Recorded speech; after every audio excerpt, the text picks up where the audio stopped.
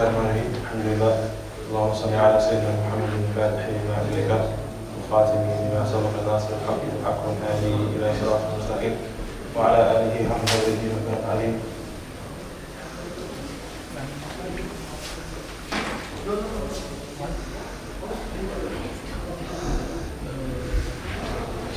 صلاة تمنع الأزل والأبد زمانا ومكانا مضروبة في كل عدد في كل عدد بعدد ما بأنك يا واحد الأهل.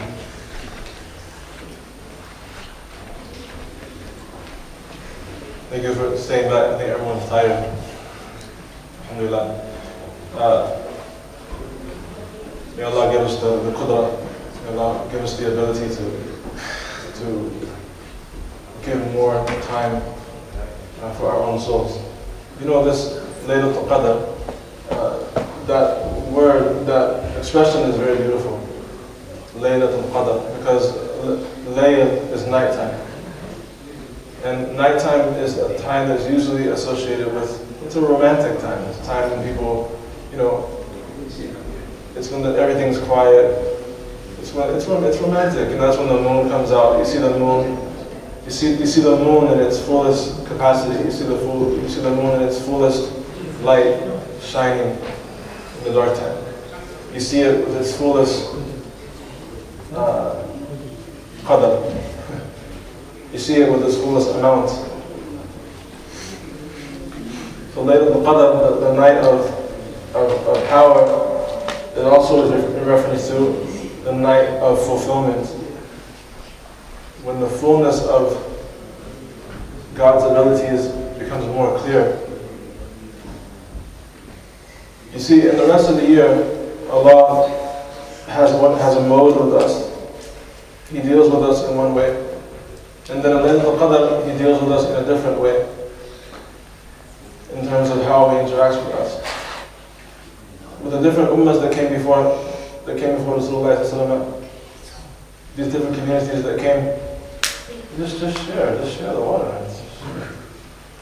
Here, take this. No, it's fine. Here. Take it.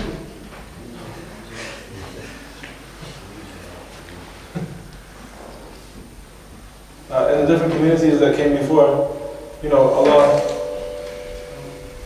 will give them a long life.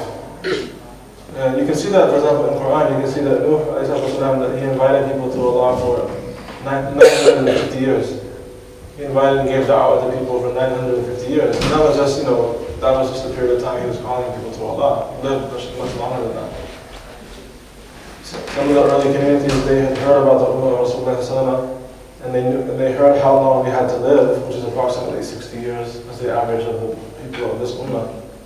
And her response was that if I knew that my life would be that short, I would make sajda and I'd never get up. So with those communities, Allah had a different sharia even. For example, you heard that when it came to the children of Israel, that if they got something filthy on their clothing, they weren't allowed to just wash it out like we can. They had to cut that portion out from their clothing.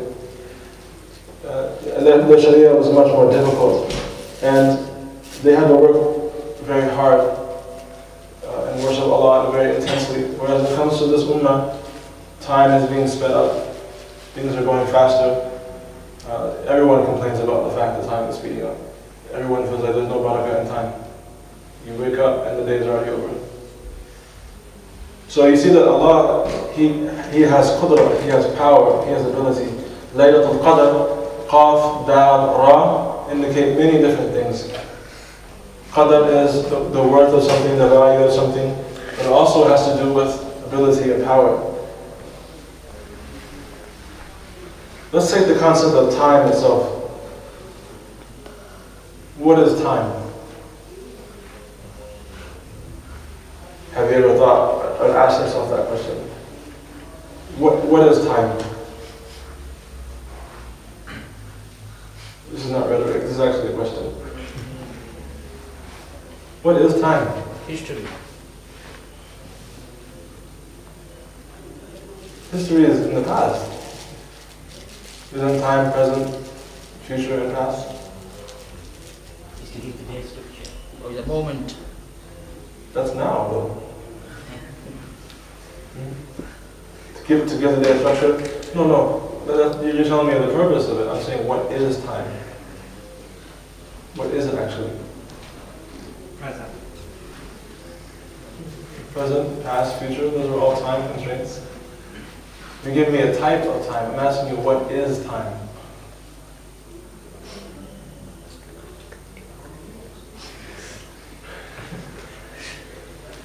Doesn't Allah swear by time? Well, also, must be important. What is time? You know, it's funny, people like to get together and start talking about Islam, and they start talking about really complicated matters that they don't really know, they don't really understand much about, but they like to talk about it because it makes them feel like they're doing something. Right? They'll sit and they'll talk about fiqh, they'll sit and talk about aqidah, they'll sit and talk about different spiritual paths. They like to kind of get into it. It makes them feel important. But we can't even answer something as simple as what time is. And Allah swears by it. It's humbling. That's good. Well, in the past, some of the people, they said that time was nothing but movement. Time is a measurement of movements. In other words, if you look at a clock, for example, the clock has 60 minutes, and then within those minutes there's seconds. And the rate at which those hands move, if the hand has moved 60 seconds, 60 movements, that equals 1 minute. And if the minute has moved 60 times, that equals 1 hour. But outside of movement, there is no time. Outside of movement, there is no such thing as time. In other words, if there was no movement, there'd be no way to measure anything. That's extremely powerful. Well, some of them they said, well, then time is nothing but a, some of them they said that time is nothing but a sequence of movements. This happens, then this happens, then this happens, then this happens, then this happens, then this happens, and really it has no end. There's no reason why it would end. And there's no reason why it would end this way either. That happened, and that happened, and that happened, and that happened. You understand what I'm saying? That happened, and this will happen, and here we are now. Oh, here. We were here, now we're here again. Now, we were here, that's past. So time is something that when you start to contemplate it, it's literally mind-boggling. Because you realize that time is really only a concept in your head. It's the way you measure movements. So if there were no movements, there would be no time. Time is not an independent being. What's fascinating to me about that is that God created that. God made that. And He's not bound by it. He's not bound by time. That's Allah's qudra. That's His power. That's His ability. He makes something like that, and yet He's outside of it. He's not limited by time. Laylatul Qadr then is indicating the light of power. And Qudra is an expression of power. And Allah Ta'ala is Al-Qadir, the one who's able to do that. Al-Qadir.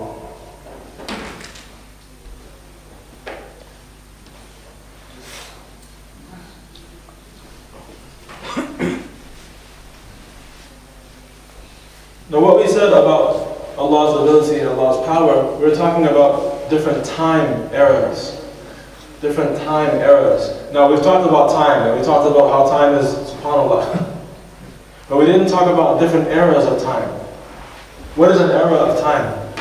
An era of time is simply a block between here and between there. Someone measured a block out and said, this is the Stone Age. This is the Iron Age. Right? This is the technological age. It's all arbitrary. Just measure it. But in the times that we mentioned that in the times that came the time of Bani Israel when they were being addressed by Allah subhanahu wa ta'ala. We talked about how they worshipped. Now understand that the time measurement that we have, even though we measure things exactly the same way, 60 seconds is 60 seconds, 1 minute is 1 minute, you can't speed it up and you can't slow it down. Somehow we all realize that even though our measurements are precise, they aren't measuring accurately because we seem to have no time. Here we are in this community now, where we have to worship Allah with the same expectation as the communities that came before us, yet our lives are not even barely a fraction of the lives of the people that came before us. We have to stand before Allah subhanahu wa ta'ala, just like they had to stand before Allah subhanahu wa ta'ala, yet time is literally slipping through our hands. We don't have the time that they had, but we have the same expectation that they had. But Allah is Ar-Rahman.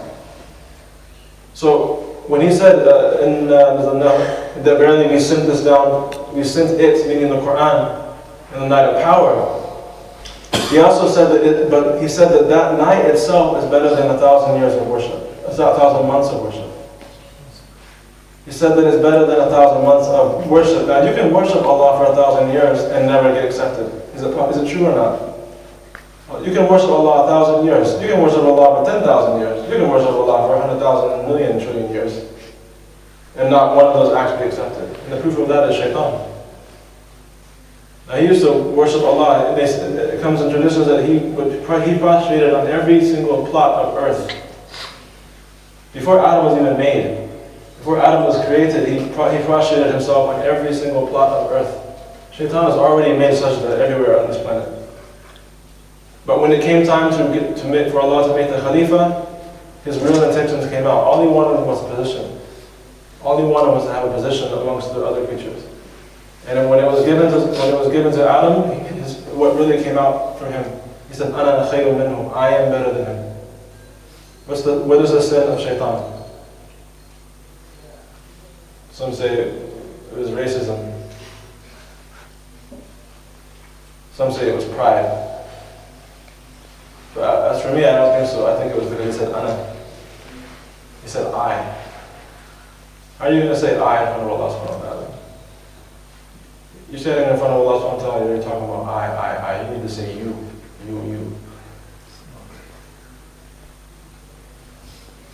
But anyway, he worshipped Allah for so long, didn't he? Was any of that worship accepted? The truth is, the only thing that we can see that Allah accepted from shaitan is when shaitan asked Allah, he made dua and asked Allah to give him respect. Even after he did, look at how merciful Allah is. Even after shaitan disobeyed him in front of everybody, and then he has this attitude that he's going to keep Adam from worshiping God. He's going to do everything he can to do that. God knows that about him. God's about to put him into the hellfire, and he says, and then look, he calls on God and he says, "Give me respite." Or is it respite? How do you say it here? Respite. I knew it. Respite. Okay. Cool. You guys talk crazy. Yorkshire. Yeah. So he said, give him.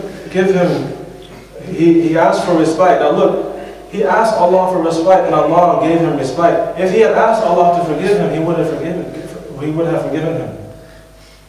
But he wouldn't do it. He has pride and he has arrogance like this. So he gave him respite. Now, but he still wasn't accepted with Allah. In other words, Allah will answer your dua if you ask Him. You can pray to Him, you can worship Him, but that doesn't mean He has accepted you. May Allah accept us. We come to the masjid, we do some raka'at, we read some Quran, we think, I did bad duty, let me go now. May Allah forgive us. If we knew how important it was for Allah to look at us with His mercy and just accept one act of ibadah, we would spend all of our time and energy trying to find which one it is. So this Laylatul Qadr is greater than 1,000 months of worship. Now let's put that together, right? 1,000 months of worship. That's 147,654 fard salats. 147,654 obligatory prayers. That's what 1,000 months of worship equals to. May Allah give us even one prayer that's accepted. But Laylatul Qadr, it's a gift from Allah subhanahu wa ta'ala He gives to His slaves. Do you think He's going to give you a gift and not accept it? Allah's not like that. 147,654 fard prayers. That's 2,450 days of fasting in Ramadan.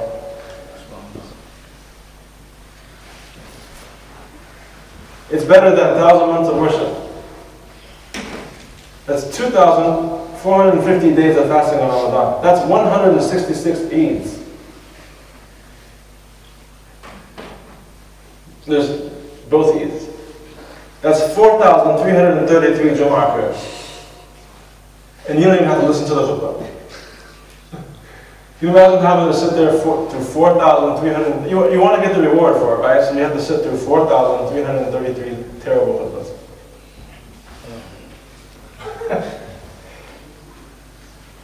And that's 83 years of zakat. Giving 83 years of zakat. How long does it take a person to make ibadah on the night of power? I mean, especially here in England, how long does the night last? It's like 3 hours. In 3 hours, that's all you have to do. And we make Islam so hard for ourselves, and we make Islam so hard for other people. Wallahi, I don't know why. May Allah forgive us. It's the easiest thing in the world. Well, not the easiest thing in the world.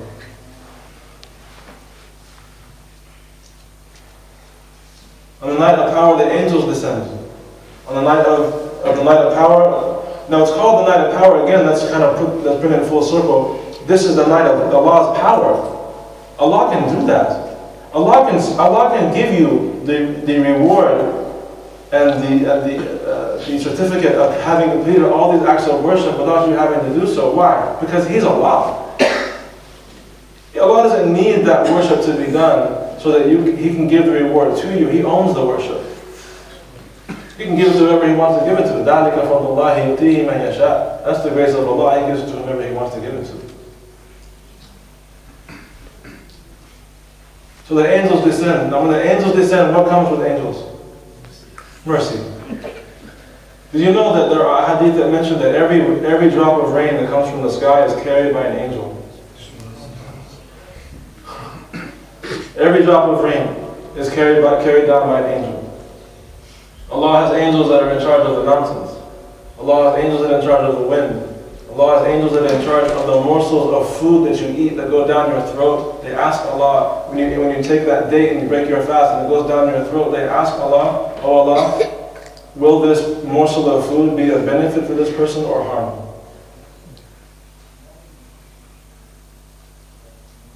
When you sit and you talk about Allah subhanahu wa ta'ala, you talk about Sayyidina Rasulullah, the angels, they come and they gather, and when you're in that gathering, and they stack on top of each other. They stack all the way until they reach Allah's throne. Wherever that may be. I'm not saying it's somewhere in the sky, I'm just saying that's what the hadith says. They stack it. Well, that He's somewhere in the sky, rather. But they stack it. They stack up. And then Allah asks the angels, what's going on? It's not that He doesn't know, it's just so that we can hear the narration. So that, oh Allah, there's people that have gathered for your remembrance. Allah asks the angels, what do they want? They want your forgiveness. Of course it's theirs. God gives them forgiveness. Anyways, you've heard this narration many times, but it's something to consider, that these angels, they descend in the light of power in a way that they don't descend any other. In other words, you can just sit with your friends and start talking about Allah and have the benefit of that gathering. But what about at a time when there's 1,000 months of worship? In other words, everything is magnified like 1,000 times. Every dhikr you make, every salat you make, every letter of Quran that you read, everything is magnified. I mean, the angels, it's just beyond the mind. There are angels for every drop of rain that falls.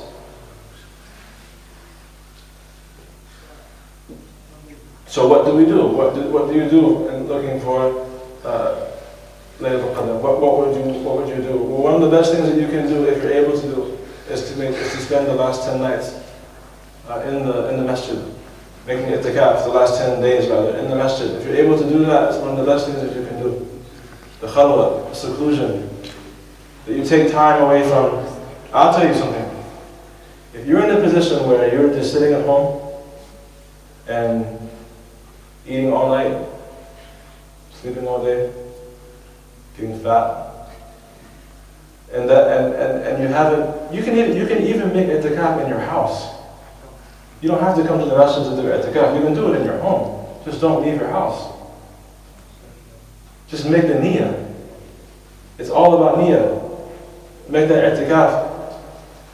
Especially the ulama, they say that the night of power, many of them, they feel that it comes on the 27th night of Ramadan. It's not necessarily confirmed, but many of them feel that that's the case because of a compilation of different ahadith and looking into the evidences. Many of them feel that's on the 27th. But even some of the ulama, they've said that no. They say that the night of power it could fall on in any night of the year. You'll find that opinion as well. The early Muslims, they used to spend their nights differently than us. And they spent their days differently than us too. In itikaf, you make dhikr. You make the dhikr of Allah.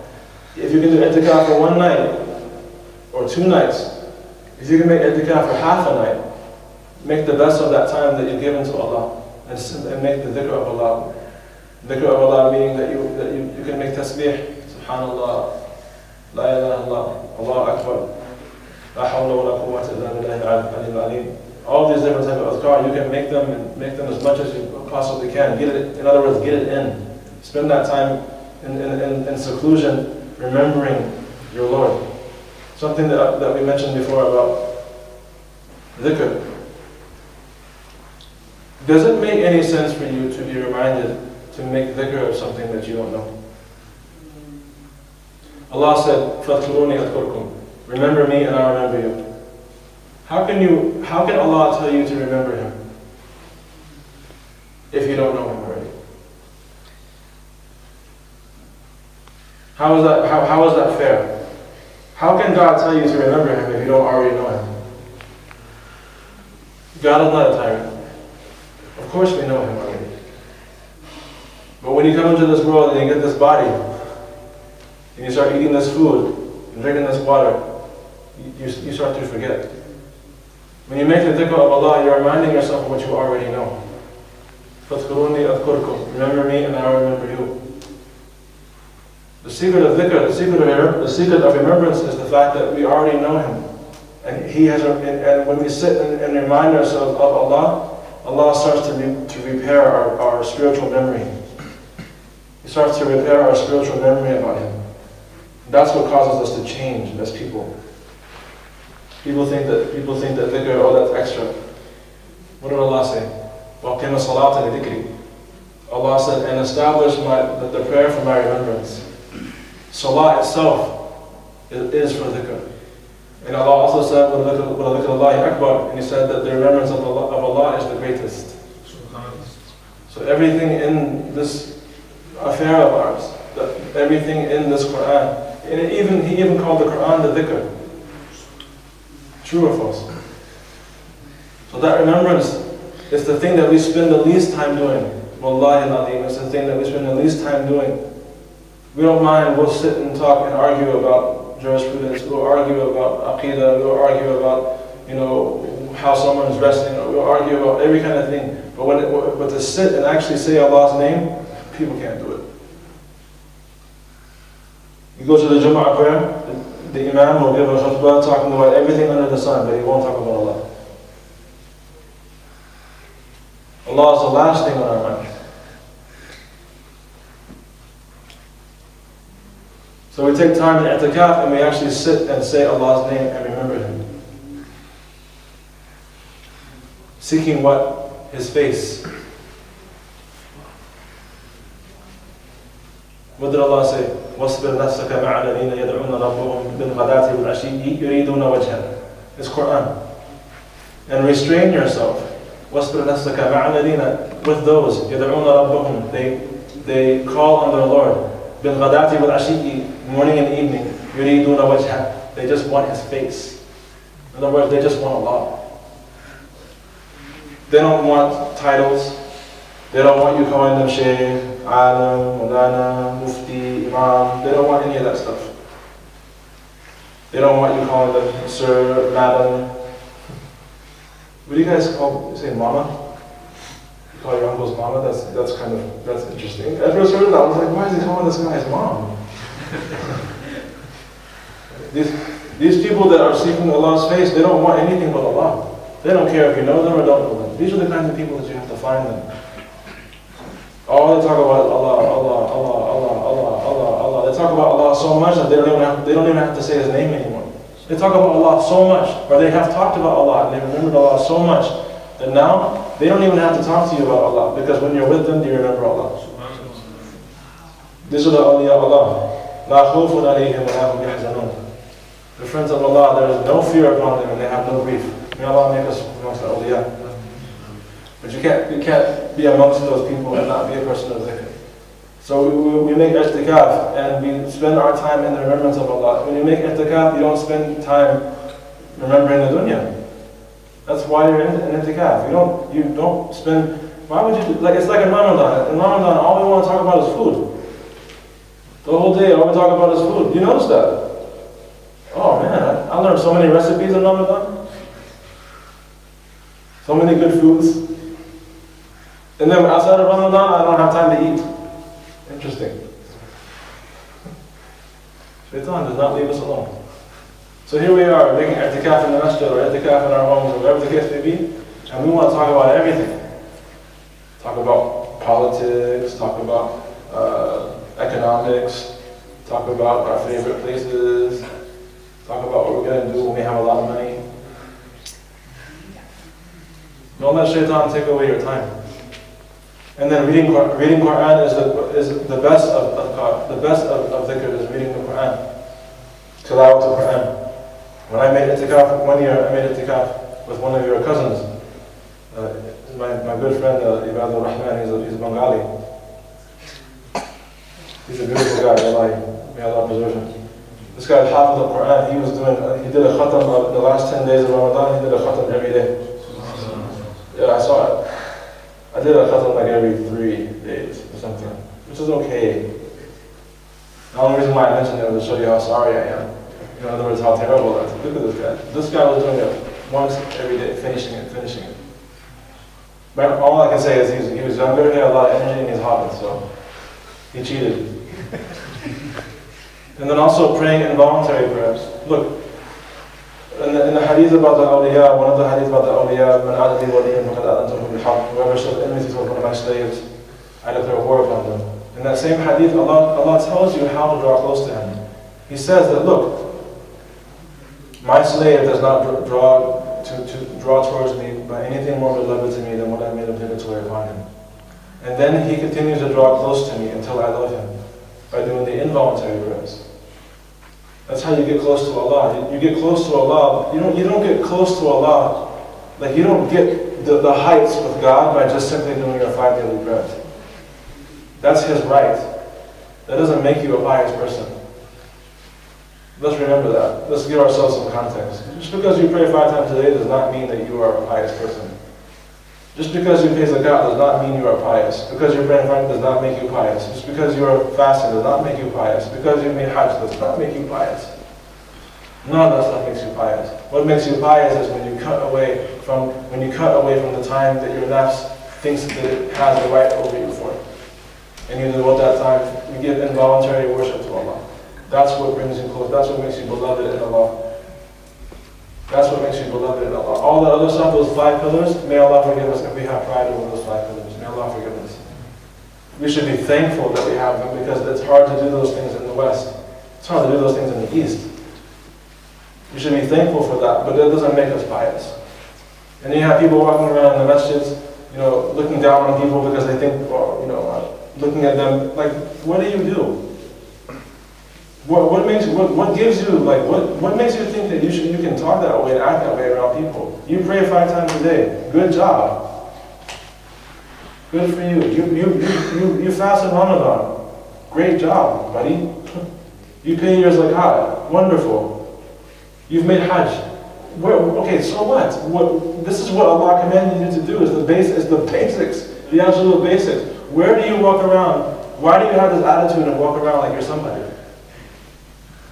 Then you find that other people that, there's the first time I've been to India and Pakistan twice. I've never been to Bangladesh, but I've been to India and Pakistan twice. And I remember the first time I went to India, I saw this guy that was in the masjid. I've heard of people like this before, but I never saw it. I saw a guy praying in the masjid. We were there for about 3 or 4 days. And when I got to the masjid, he was praying. And when I left, he was still praying. The only time I saw him break out of prayer was for the obligatory prayers. He spent the rest of his time in worship. I mean, you can't, even if you were just like faking it, even if you're just pretending so that everyone can think that you're biased, you couldn't do that. You can't stand like for literally 12 hours straight like that. No way. Like your legs will fall off. And this guy was doing that. And I to this day, I know that man was a beloved slave of Allah. People say, well, how did he take care of his family and his dunya and this and that? Like, I'm sure he was fine. Don't take away from him. Don't take away from his worship just because you can't do it. That person was beloved with Allah. I know it. I know it. May Allah make us beloved. And may Allah give us the sweetness of worship, so that it's not so. To read Quran is may Allah give us the same kind of like love for worship that we have for watching movies, or at least something, or maybe a little better. You can sit and stare at a screen for 2 hours. People say that these people, they talk about being lost in God's presence. How can you be lost in God's presence? This is not from the Sunnah. Okay, you can be lost in the presence of a movie. You can sit there and watch a movie and be drooling, completely out of the world. You're not even in the world anymore. Just sitting there watching a movie. You can do that and be gone. And you're trying to tell me that can't happen with God? May Allah forgive us. I want to have movie concentration when it comes to my dhikr.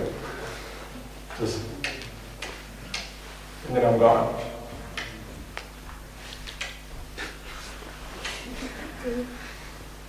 One of the ways to get closer to Allah in the time of itikaf, in the Laylatul Qadr time, also is the tahajjud prayer. You pray a few rak'ah before Fajr. Before the Fajr. Why is that? That's the most difficult time to pray. The most difficult time to pray is in that time, because the last third of the night is the most difficult time, because everything in you just wants that bed. The bed is calling your name. Abdul Latif, Abdul Latif, come to me, don't leave me. Why are you doing this? I love you. Come, there. But that's and the nafs is totally in agreement. The nafs is like, I don't know why this guy is still standing here. I don't know what's going on. We need to have a revolt. We're going to revolt. It's a revolution. So you're standing there, and for somehow those 2 rak'ah becomes the most difficult exercise in your whole life. It's like praying Tarawih 4 or 5 times over. In 2 rak'ah, your whole body fights you. Why? Because you're crushing your nafs like powder. When you pray tahajjud, especially outside of the month of Ramadan, when you pray tahajjud, you're crushing your nafs like powder. And your nafs is squealing like a pig. It's squealing because you're just crushing it to death. Alhamdulillah. Let it taste it. Everything that we talked about so far has been really selfish, to be honest with you. One of the secrets about dua is that when you make dua, you make it in a general sense. You make dua in a general sense so that it has more of a chance of being answered. And so far, all we've talked about is ourselves. But we need to think about and contemplate the fact that this ummah, when I say ummah, understand that the ummah of the Prophet is not just the Muslims. The ummah of the Prophet is all of humanity, because there is no other Prophet coming after him. Make dua. When we say make dua for the ummah, it means make dua for humanity, make dua for people. People need supplication. People need dua. if you want your dua to be accepted while you're looking for Laylatul Qadr, the best way to do that is to ask Allah to have mercy on His creation. Just include everybody. Those who don't have Islam, Allah give it to them. Those who have it, Allah let them keep it till the day they die. These kinds of, just make the most general and basic of du'as, and Allah will answer them because of the fact that they cover everything, right? It's rather more likely to be accepted. So so when you're saying, oh Allah, give me a house. Say, oh Allah, give everyone who needs a house. It's much closer to be answered. Oh Allah, give me a wife. Nobody makes that dua, right? Yeah, right. After every prayer, you gotta make that dua. Make dua and say, oh Allah, give us wives, those of us who are asking. And watch how Allah answers your prayer. Oh Allah, give us Laylatul Qadr. Instead of saying, oh Allah, let me find it. This is how the dua, this is one of the etiquettes, one of the secrets of dua is that you make it general like this, it's more likely to be accepted. Reflect on God's words as well. There's no sense in reading Quran, and not having an intimate relationship with it because you don't understand it. There are now, especially, I would recommend first of all learning Arabic. Learn the Arabic language. I've learned. It's a never-ending process, but alhamdulillah, I've learned. If you can't learn Arabic, that's no problem. Now there's one called Tafsir Jalalain. It's available now in English. Tafsir Jalalain, it's in English. It's kind of thick, don't be intimidated. But it's very, very helpful. It's a tafsir, a classical Arabic tafsir that's been made available in the English language. Or if you speak, do you say Bangla or Bangladeshi? Bangla. If you speak Bangla, then mashallah, there's been many tafsirs. But get a tafsir, especially while in i'tikaf, and contemplate and reflect on the words of Allah. You can't have a relationship with the speech of Allah if you don't know what He's saying. Can I ask a question? Yeah. In terms of recitation, obviously many of us might be trying hard to complete our khatams, but would you say kind of concentrating on completion is equal to, or would you say it's better to actually go through smaller parts and read and understand them? I think it depends on what the goal is.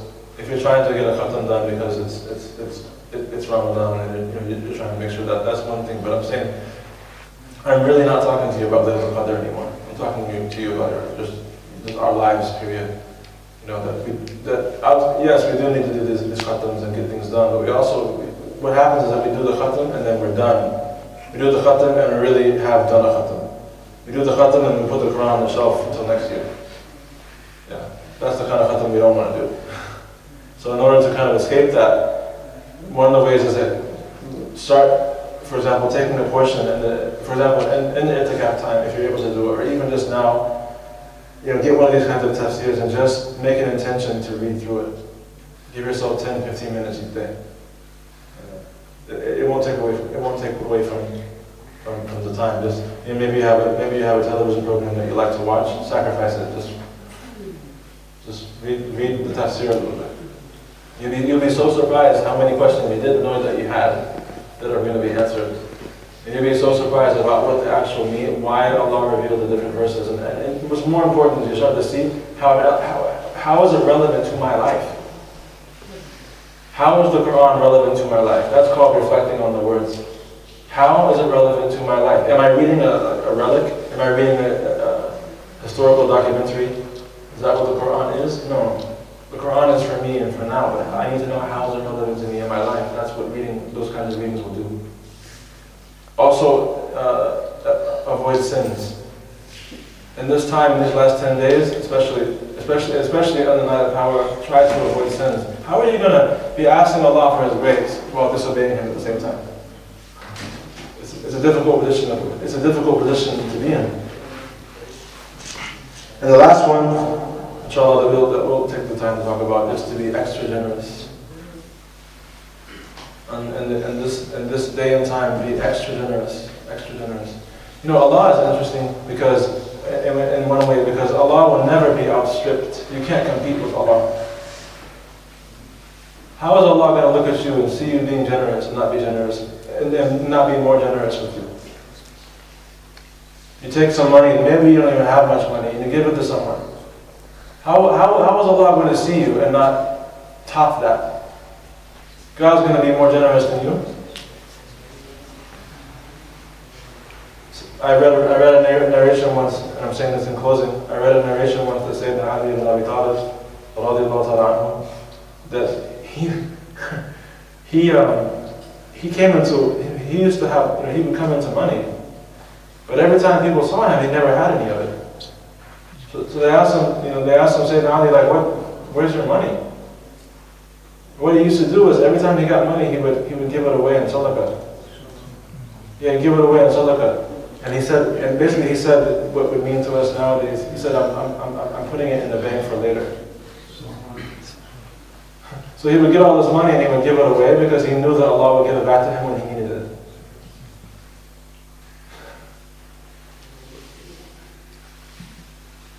It's easy to say that you believe in Allah, but do you trust Him?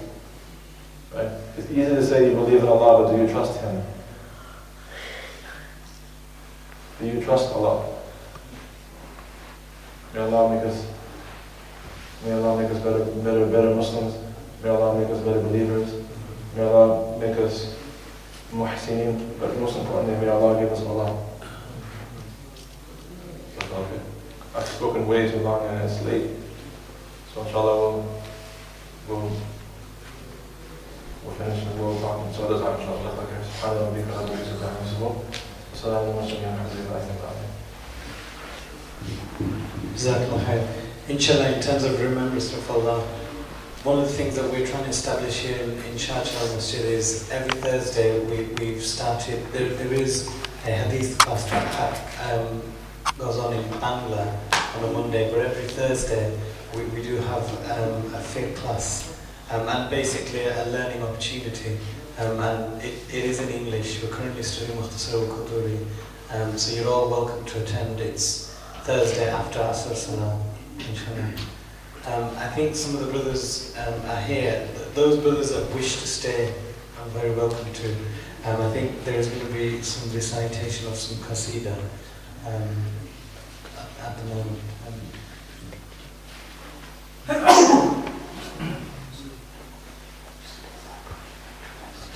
Yeah.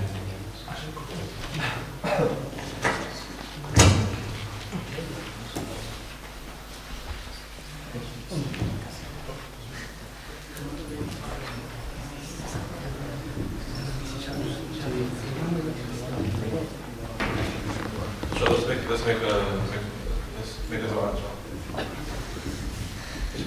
Alhamdulillah. اللهم صل على سيدنا محمد الفاتح لما أغلق والخاتم لما سبق الناصر الحق بالحق والهادي إلى صراط المستقيم وعلى آله حق قدره ومقداره. يا الله يا أرحم الراحمين، اللهم اغفر لنا يا أرحم الراحمين، اللهم اغفر لنا يا أرحم الراحمين، اللهم اغفر لنا يا أرحم الراحمين. اللهم صل على سيدنا محمد وبارك وسلم عليه. ونشهد أن لا إله إلا الله، نشهد أن لا إله إلا الله، نشهد أن لا إله إلا الله. Ya Allah, here we are, Ya Rahman Rahim. We are in your house. We are people who have brought faith. Allah, we're here listening and learning. Allah, we're sharing. Allah, we love each other for your sake. Allah, we have spent time together for your sake. Allah, we have introduced and exchanged names and we and made space for each other for your sake, Ya Rahman Rahim. Allah, you love to see this in the earth. Allah, you love to see the hearts of people brought together. And you're the one who causes the hearts to be brought together, Ya Rahman Rahim. Allah Ta'ala, you love to be thanked. Allah Ta'ala, you love to be praised. Allah, you deserve to be acknowledged, Ya Rahman Rahim. And we are praising you. And we love you, Ya Allah. And with whatever extent that we're able to, we are acknowledging you in the best way that we know how, Ya Rahman Rahim. And we ask you to give us an increase. Allah, increase our love. Allah, increase our praise. Allah, increase our appreciation. Allah, and finally, Allah, just give in and give us yourself, Ya Allah. Allah, give, even though the likes of us don't deserve you, Allah, Your grace is perfect. Your grace is meant for those who don't deserve you, Ya Arhamar Rahimin. So we ask you by the light of your grace that you give us yourself, because we are the most undeserving of yourself, Ya Allah. Allah Ta'ala, give us yourself, Ya Allah. Allah, reveal yourself to us, Ya Arhamar Rahimin. Allah Ta'ala, appear to us, Ya Allah, in the sense that we are have absolute certainty, absolute experiential understanding about your presence, Ya Arhamar Rahimin. Allah Ta'ala, complete our iman. Allah Ta'ala, complete our iman by giving us certainty, Ya Allah. And complete our certainty by giving us the reality of certainty, Ya Arhamar Rahimin. Allah Ta'ala, give us hearts that are overflowing with your understanding. Give us hearts that are overflowing with your knowledge. Give us limbs that are overflowing with your obedience. Give us minds that are overflowing with your contemplation. Allah Ta'ala, make us crazy in love with you, Ya Arhamar Rahimin. Allah Ta'ala, make us like those people that the Prophet used to said, make dhikr until people say you're crazy, Ya Allah. Allah Ta'ala, make us majaneen, make us insane for you, Ya Arhamar Rahimin, in the sense that we can't stop thinking about you, we can't stop talking about you, and that you put such a light and a nur on us, in our face, and in our understanding, that people who are currently far from you will come close, Ya Allah. Allah Ta'ala, give hidayah, Ya Allah. Allah Ta'ala, guide people to La ilaha illallah Muhammad Rasulullah sallallahu alaihi wasallam. Allah Ta'ala, open up the hearts of the people, Ya Allah. Allah Ta'ala, guide the people of England, Ya Arhamar Rahimin. Guide them to La ilaha illallah Muhammad Rasulullah. Allah Ta'ala, guide them to the truth. Allah, guide them to what is put them back into the fabric of reality, Ya Arhamar Rahimin. Allah Ta'ala, this is your property. Allah, how can we love you and not love your property? How can we say that we love you and we don't think about your property? How can we say that we love you and we don't have concern about your property? How can we say that we love you and we don't even think about your property, Ya Allah? Wallahi, all these people that live in this country and all the people that live in Europe, Ya Allah, wallahi, they're your property, Ya Arhamar Rahimin. How can we say that we love you and we don't even think about them? How can we say that we love you and we don't have concern for them? How can we say that we love you and we won't even talk to them or associate with them, Ya Allah? Allah, forgive us for our abusing your property, Ya Allah. Allah Ta'ala, if someone that we know was to abuse our property the way that we've abused yours, Allah, we would send wrath upon them, Ya Allah.